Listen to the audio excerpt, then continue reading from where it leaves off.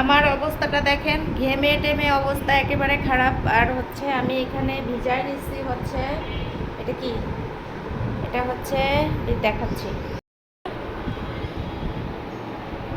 কি আছে এর মধ্যে, চিজ আর হচ্ছে কি আর কিছু, চিজ আর বাটার। আর আমার জন্য এখানে, তোমারটা কই, এখানে আমার জন্য হচ্ছে একটা বাটার দিয়ে একটা টোস্ট, আর নায়রাকে দেওয়া হচ্ছে। এটা আমাদের সকালের নাস্তা, এটা নিবৃত্তি বানাইছে। আর আমি হচ্ছে যে ঘর ক্লিন করতেছি। তাই পেপা পেকে স্যান্ডউইচ বানাইছে, আল্লাহ। তো আমি যে এখানে ঘর ক্লিন করতেছি, এই যে সব মুছে ফেলতেছি, যার কারণে নিবৃত্তি হচ্ছে আমাকে নাস্তা বানাই দিচ্ছে। তো একদিক দিয়ে আমি ক্লিন করতেছি, আর একদিক দিয়ে নিবৃত্তি নাস্তা বানাইছে। এটা একটা সুবিধা আছে, যখন আমি ঘরটার ক্লিন করি বা কিছু করি, নিবৃত্তি আমাদের সবার জন্য নাস্তা বানাই ফেলে তখন কিছু একটা। যাই হোক, মানে এমনি তো রুটি টুটি ওইগুলো বানাইতে পারে না, কিন্তু মানে কিছু একটা বানায় ফেলে আর কি সে সবাই খাওয়ার জন্য। আর আমি যে এগুলো ভিজায় রাখছি, এগুলো রাত্রে প্রসেস করব।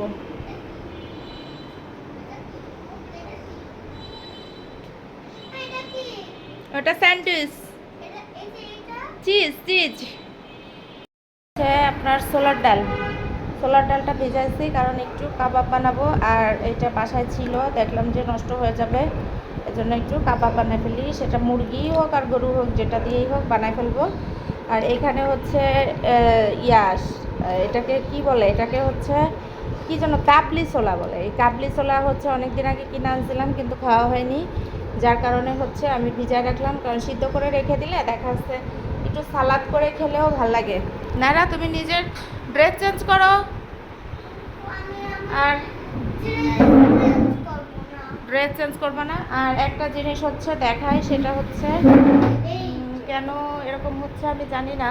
মানে আমার ফ্রিজের এইখান দিয়ে হচ্ছে সব সময়, নর্মালের এইখান দিয়ে সব সময় হচ্ছে এরকম করে পানি গলতেছে একদম। আমি যত পানি ক্লিন করতেছি, তারপরেও আবার পানি গলতেছে।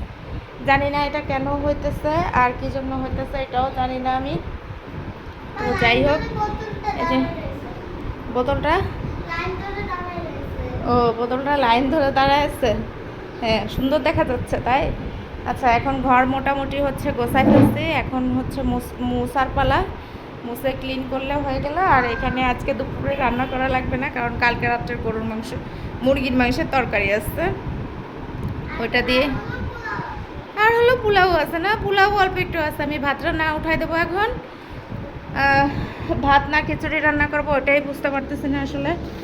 এই যে বৃষ্টি কিছুক্ষণ হয়েছে, হওয়ার পরে হচ্ছে আবার হচ্ছে রোদ উঠছে, আবার মেঘ হচ্ছে। কখন যে বৃষ্টি এসে পড়বে তার কোনো ঠিক নাই।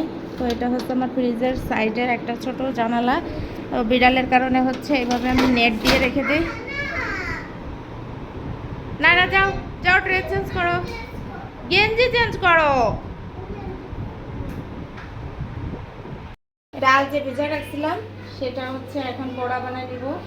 এটার মধ্যে দিয়ে দিচ্ছি হচ্ছে যে চালের গুঁড়া দিলে, মানে আলা চালের গুঁড়া, আটা টাটা না, চালের গুঁড়াটা দিলে হয় কি একটু মশমশা হয়। এটা এখানে আমি কোনো শুকনো মরিচ টরিচ অ্যাড করিনি, একদম কাঁচামরিচ দিয়েই হচ্ছে এটা বানাইতেছি। কেমন তেলটা গরম হয়ে গেছে।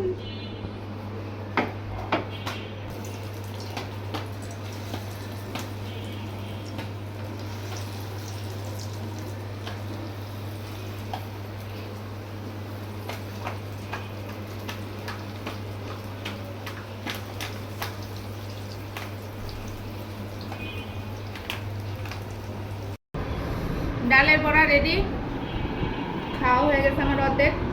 অসম্ভব টেস্ট হয়েছে বড়া। নিবৃত্তি আমি রান্না করছি,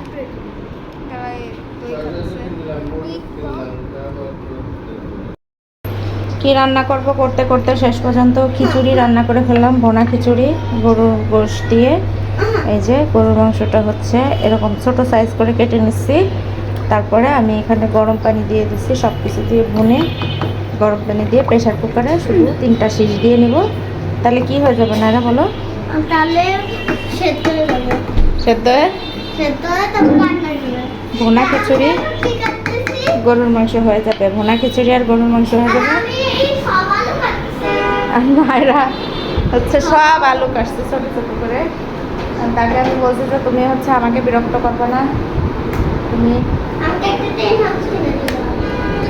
আমাকে বিরক্ত করবে না রান্না করার সময়। তো সেই জন্য বাবা এত বড় একটা ছুরি নিছো, তোমার হাত যেন কেটে যায় না। আচ্ছা ঠিক আছে, এটাই বেশি ধার নাই, সমস্যা নেই। মন ঘুমাইতেছে ওইখানে। আর এই তো আমার রান্না প্রায় শেষের দিকে। এই যে থালা বাসনও সব ক্লিন করে ফেলতেছি আস্তে আস্তে। আসলে আজকে সারাদিন একটু অনেক কাজ করে ফেলছে, আমার অনেক ক্লান্ত লাগতেছে এখন। আর মন চাইতেছিল না কিছু রান্না করতে, কিন্তু তারপরেও হচ্ছে